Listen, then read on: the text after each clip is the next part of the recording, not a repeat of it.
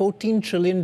It's fair to say that BlackRock's always been the 800-pound gorilla in the asset management industry. But at this space, you got to think, is it the 8,000-pound gorilla? Because $14 trillion is a big number, and they saw some pretty good inflows last year, almost $700 billion through the course of 2025, almost half of that, about $342 billion in the fourth quarter alone. So clearly they ended the year with really good momentum.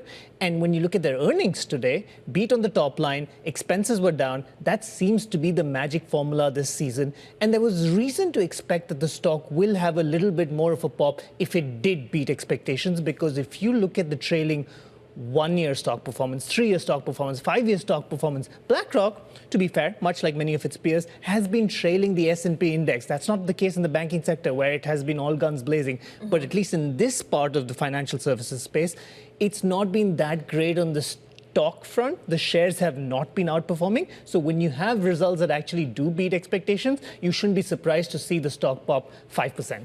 And of course, one thing about BlackRock is we know it's a giant in public markets and stocks and bonds, but it's really been making this transition to beef up its private credit business and its infrastructure business.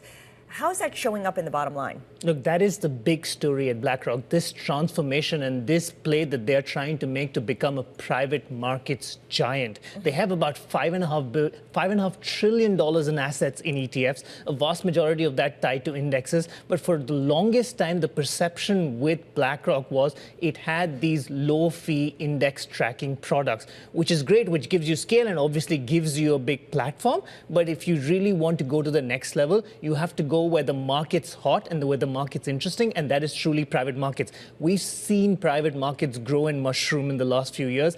BlackRock and Larry Fink have plonked down $28 billion to go deeper into that space. Why? You have to think the acquisition of GIP, HPS, Preqin.